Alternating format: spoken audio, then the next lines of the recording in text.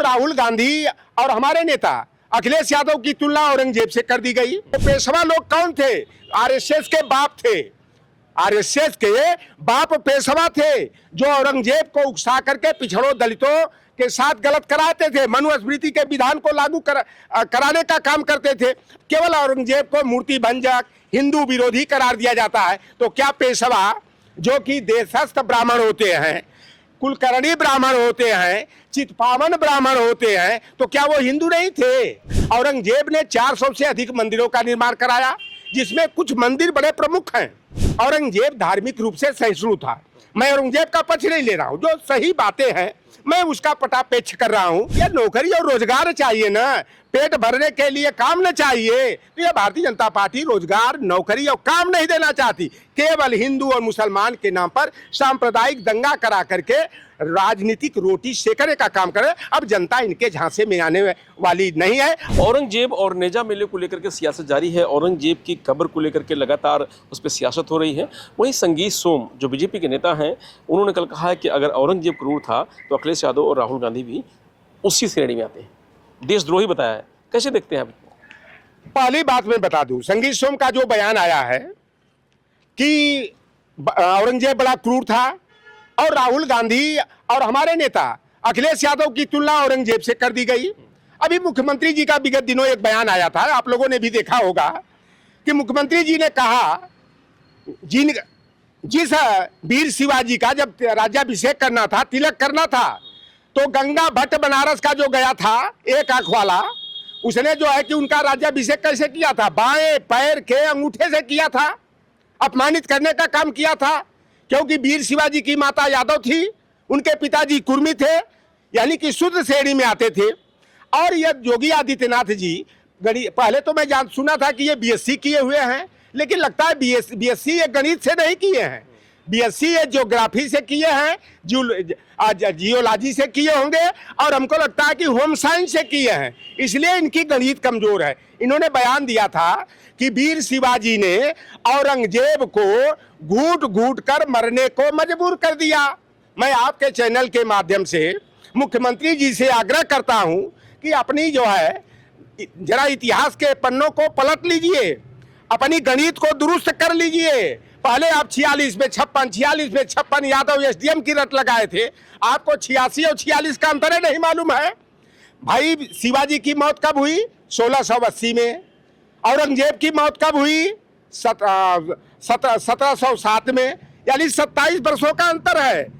उन्होंने कहा कि महाराणा प्रताप ने अकबर को किसी जो हल्दी घाटी के युद्ध में खदेड़ दिया था। अरे भाई आप बताओ कि जब अकबर जो है औरंगजेब से, इनसे राणा प्रताप से कोई लड़ाई ही नहीं लड़ा तो उनके सेनापति कौन थे? मान सिंह के बीच हुआ। हम लोगों को बचपन में पढ़ाया जाता था कि मुगलों से लड़ते लड़ते अपने को बचाने के लिए जंगल में और पहाड़ों में जाकर छिप गए, घास की रोटियां खाए। तो भैया अकबर भगोड़ा हुआ कि जिनका गुणगान कर रहे हैं उनका भगोड़ा हुआ। आज ये औरंगजेब की कब्र को खोदने की बात कर रहे हैं। देखो वो उस समय जब औरंगजेब था, उस समय हमारे पिछड़े दलित वर्ग के साथ अन्याय हो रहा था। जो हिंदू बनने वाले लोग हैं उनके साथ अन्याय नहीं हुआ। वो पेशवा लोग कौन थे? आरएसएस के बाप थे। आरएसएस के बाप पेशवा थे जो औरंगजेब को उकसा करके पिछड़ों दलितों के साथ गलत कराते थे, मनुस्मृति के विधान को लागू कराने का काम करते थे। और औरंगजेब के केवल एक पक्ष को नहीं देखना चाहिए। हम अगर वास्तव में इतिहास की बात करते हैं तो मुगलों का इतिहास पढ़ाया जाना चाहिए। वह इतिहास भी पढ़ाना चाहिए कि जब देश की आज़ादी की लड़ाई चल रही थी तो अंग्रेजों की मुखबिरी कौन कर रहा था? अंग्रेजों से माफ़ी मांग करके उनके पेंशन पर पेट पालने का काम कौन कर रहा था? यह भी तो हमारे देश की जनता को जानना चाहिए ना। लेकिन केवल औरंगजेब को मूर्ति भंजक, हिंदू विरोधी करार दिया जाता है। तो क्या पेशवा जो कि देशस्थ ब्राह्मण होते हैं, कुलकर्णी ब्राह्मण होते हैं, चितपावन ब्राह्मण होते हैं, तो क्या वो हिंदू नहीं थे? यह केवल एक पक्षी बात। औरंगजेब धार्मिक रूप से सहिष्णु था। मैं औरंगजेब का पक्ष नहीं ले रहा हूं, जो सही बातें हैं मैं उसका पटापेक्ष कर रहा हूं। औरंगजेब ने 400 से अधिक मंदिरों का निर्माण कराया, जिसमें कुछ मंदिर बड़े प्रमुख हैं।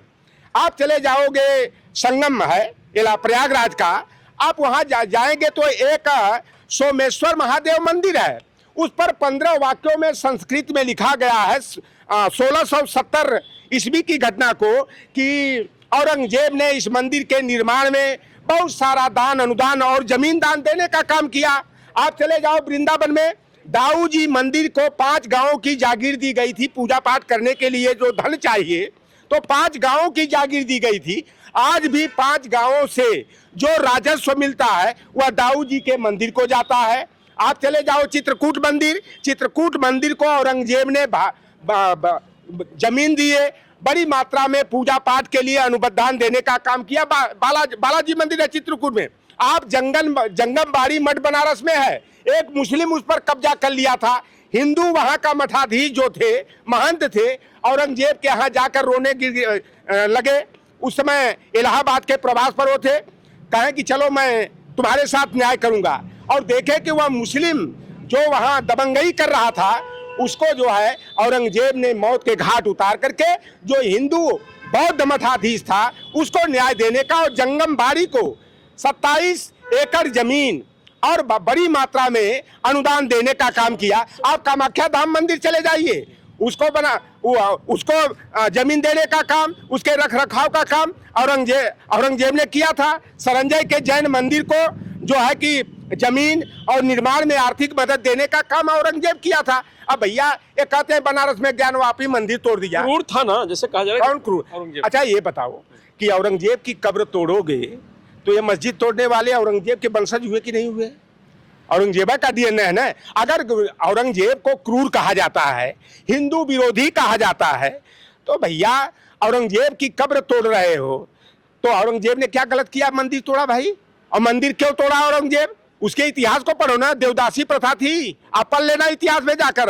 अंग्रेजों का मैं शुक्रगुजार हूं कि उन्होंने स्त्री शुद्धिकरण की जो कुप्रथा थी हमारे समाज में, नरबली की प्रथा थी, स्त्री शुद्रौन ध्यताम की व्यवस्था थी, तो अंग्रेजों ने न्याय देने का काम किया। और देवदासियां लोग धर्म के में अंधा बन करके अपनी स्वर्ग में जाने के लिए अपनी बेटियों को दान दे देते थे मठ मंदिरों को। और वह लड़की जब 8 साल की होती थी, 10 साल की, तब वहां का मठाधीश उनके साथ बलात्कार करने का काम करता था। सोमनाथ मंदिर को अगर मोहम्मद महमूद गजनबी ने तोड़ा, इसलिए तोड़ा कि वहां पर जो है 2 बहनों के साथ रेप हुआ था और रेप की शिकार एक बहन वहां मर गई थी। तो ये केवल जो है ना इतिहास को तोड़ मरोड़ करके पेश करने का काम करते हैं। आखिर में कहते काशी विश्वनाथ के एक भाग को तोड़ करके ज्ञानवापी मस्जिद बना दिया गया। ज्ञानवापी उसका नाम क्यों पड़ा भाई? उसका नाम तो मुस्लिम नाम होना चाहिए ना, ज्ञानचंद। लेकिन वो कहते हैं कि आपको तकलीफ क्यों है भाई, औरंगजेब से क्यों आपको तकलीफ अगर कार्रवाई होती है? हमको कोई तकलीफ नहीं है, हमें देश की एकता चाहिए, हमें भाईचारा चाहिए। और देश की आजादी में जितना मुसलमानों ने योगदान दिया, निषादों ने दिया, पिछड़ों ने दिया, आदिवासियों ने दिया, लेकिन देश की आजादी लड़ने वाले हम, मरने खपने वाले हम, और स्वतंत्रता संग्राम सेनानी की पेंशन लेने वाले, लाभ लेने वाले अंग्रेजों के मुखबिर थे। तो भाई अगर मूर्ति भंजक था, मंदिर भंजक था औरंगजेब, और आप भी वही कुकर्म करके आप जो है कि मस्जिद को तोड़ रहे हो, मकबरा और कब्र पर बुलडोजर चला रहे हो, तोड़ रहे हो, तो औरंगजेब के डीएनए में और यह तोड़ने वाले आरएसएस भाजपा के डीएनए में कोई अंतर नहीं है, दोनों एक है।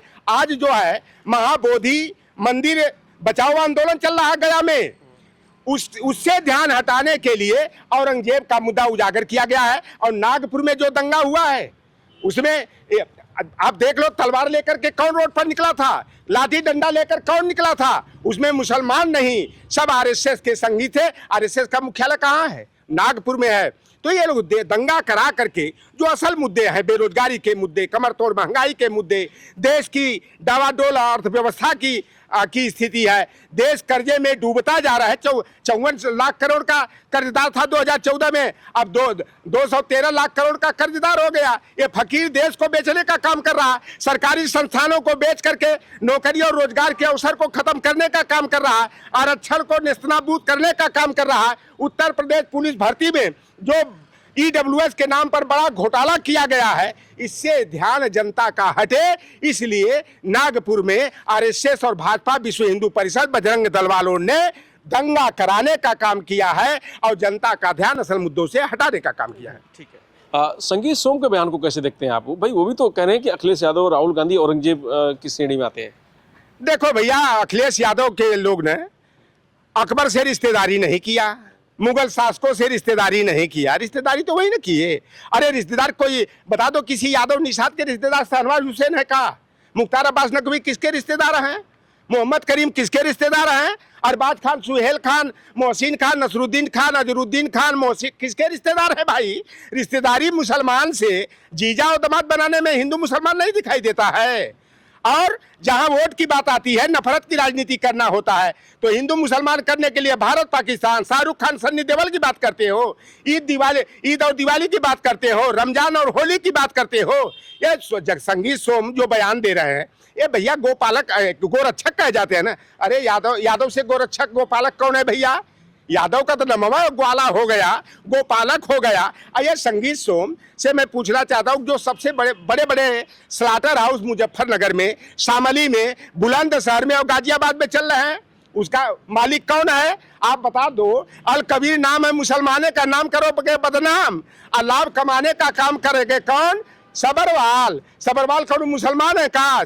बताओ, सिया है कि सुन्नी है कि बोहरा है, कौन है ये? आप बताओ कि इंदौर में जो 20 ट्रक खाल पकड़ी गई पशुओं की, वह खाल की सप्लाई करने वाला कौन था? एक भी मुसलमान उसमें था? बड़का हिंदू थे। आप बताओ गाजियाबाद में जो बुलंदशहर में जो गोमांस मिला, बीफ मांस मिला, वह कौन थे भाई? उसमें एक ही मुसलमान था ना, 9 लोगों में एक मुसलमान था। कानपुर का सबसे बड़ा स्लाटर हाउस का मालिक कौन है? मोदी जी का और शाह जी का मित्र और रिश्तेदार अडानी है। अरे भैया, गाय कटाओगे तुम, बनोगे गौरक्षक, यही तमाशा। अरे जनता है कि सब कुछ जानती है, और आप जैसे निष्पक्ष जो पत्रकार हैं, या जो है कि सही बात को जनता तक पहुंचा करके, और जो उनकी आंख पर पट्टी हिंदू हिंदू हिंदू की करे। अरे भैया, हिंदू खाने को देगा? अरे ब्राह्मण का लड़का हो, चाहे निषाद का लड़का हो, यादव का लड़का हो, चाहे रमजान का लड़का हो, चाहे सुमेर यादव का लड़का हो, भैया नौकरी और रोजगार चाहिए ना, पेट भरने के लिए काम न चाहिए। तो ये भारतीय जनता पार्टी रोजगार, नौकरी और काम नहीं देना चाहती, केवल हिंदू और मुसलमान के नाम पर सांप्रदायिक दंगा करा करके राजनीतिक रोटी सेकने का काम करे। अब जनता इनके झांसे में आने वाली नहीं है। और संगीत सोम का बयान, खिसियानी बिल्ली खम्भा नो जमात छोटका भैवा, हराई दिया चुनाव ना अतुल प्रधान सरधना में। तब वो पहले तो हिंदू मुसलमान करके जीत जाते थे, जनता की आंख पर पट्टी हट गई थी। इस बार जानते हैं कम से कम 60,000-65,000 वोट से हारेंगे। अभी तो 30,000 से हारे थे ना, इस बार 60-65,000 से संगीत सोम चुनाव हारेंगे। इसीलिए बड़बड़ाहट में, घबराहट में, या जो है कि इस तरह की उटपटांग भाषा दे रहा है। तो ये थे लोटा राम साहब जी, जिनका साफ तौर से कहना है कि संगीत सोम और भारतीय जनता पार्टी के जो नेता हैं वो औरंगजेब पर एक सियासत करना चाहते हैं, जो तमाम सारी जो सरकार के खिलाफ बातें हैं उनको दबाना चाहते हैं, इसलिए इस तरीके के बयान संगीत सोम दे रहे हैं। मैं रजनीश यादव, लोकमत हिंदी, लखनऊ।